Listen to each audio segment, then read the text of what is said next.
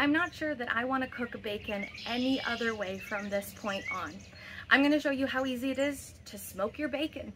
All you have to do is turn on your Traeger, put in your pellets, and warm this baby up to 225 degrees.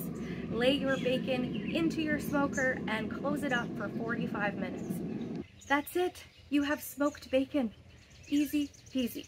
Now I did notice that the front of the Traeger did have a little bit of a hot spot, so the pieces of bacon at the front were a little bit crispier than the ones in the back, but that's okay. Some people like crispy bacon, some people like less crispy bacon.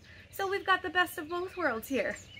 I definitely recommend doing a whole batch of bacon, as many as you can fit into your Traeger when you're cooking it and smoking it this way. That way when you're done, wrap it up in some paper towels and throw it in a Ziploc bag in the fridge and you have bacon for the next couple days. Or if you're like me, you probably just eat it all in one sitting. Because it's so delicious. Put it on sandwiches, burgers, whatever your heart desires. Have it as a snack out of the fridge. That is okay too. Thank you so much for stopping by the Silly Kitchen, the Bacon Traeger edition. I hope you are smoking your bacon. See you next time.